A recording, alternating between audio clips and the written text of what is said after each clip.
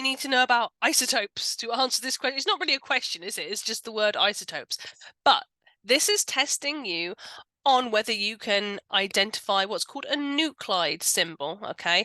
Where you have whatever the element is, let's call it X, because that's what we do when we don't know something, and it has some number up the top here, which we're going to call A, and some number down the bottom here, which we're going to call Z or Z, whatever makes you comfortable, right?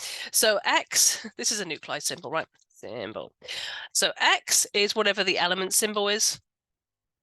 And then A is called the mass number. The mass number is always the bigger of the two numbers, okay? And that is equal to the number of protons plus the number of neutrons, okay? So it's basically where all the mass in that particular atom is coming from, because as we know, electrons really don't weigh very much. And then Z or Z is your atomic number, aka the proton number, which identifies your element and tells you how many protons there are in the nucleus. So if you're ever asked, how many electrons does this thing have? Well, the number of electrons for a neutrally charged atom should equal the number of protons.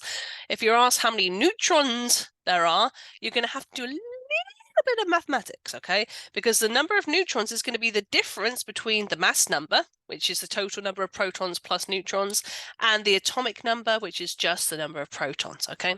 Sometimes, especially in lighter elements, the number of protons and neutrons will be the same. Take carbon-12, right? It's got 6 protons, 6 neutrons, okay?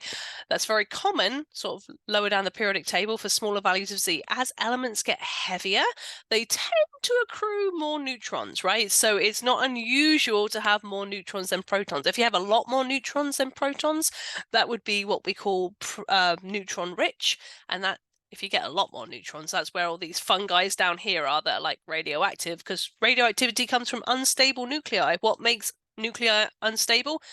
Being too big, having too much stuff in them. Anywho, I digress. We're asked about vanadium-49. So another thing is you could be given the full nuclide symbol, or you could just be given like what the element is and just the mass number, okay? Is that enough information? Yes, it is, because remember, the atomic number is always going to be associated with the same element, because the number of protons in the nucleus defines the element, okay? So if you know one, you know the other, right? So in this case, we're told the element is vanadium. I go find vanadium on the periodic table. It's right here, and it has Z of 23. Always has Z of 23. If it didn't, it wouldn't be vanadium, okay? That'd be a nuclear reaction, right? So alchemists, that's where they were going wrong, trying to turn lead into gold. You cannot change one element into another with a chemical reaction. You need a nuclear reactor to literally change what the composition of the nucleus is. So that's one way that you can write a nuclide symbol. You could also just write vanadium-49. Okay, so let's see, A, so X, and then whatever A is, or you could actually write out the symbol name. Okay, so for example, you could write the 49V like that. You could write vanadium-49. Okay, or you could write vanadium-49. All of those would be totally valid ways of writing that same symbol. So I guess I should get on and actually answer this question while we digress. So the number of protons are going to be equal to Z, which vanadium is 25. So Z equals 25, not 25, sorry, 23. Vanadium. I was thinking about manganese. I'm always thinking about manganese. So that'll be 23 protons.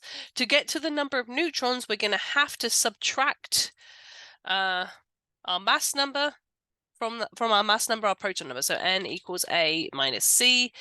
So A for vanadium is 49. That's the thing that you're going to be given, because that will vary from isotope to isotope.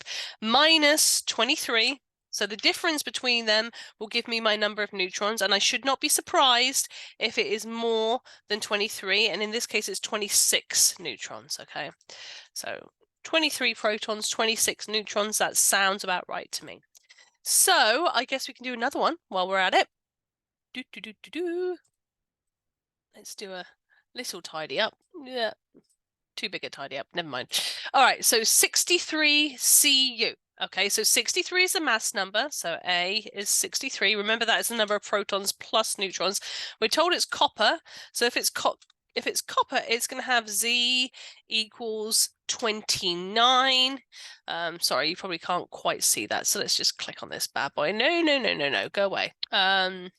Obviously clicked on the wrong thing there.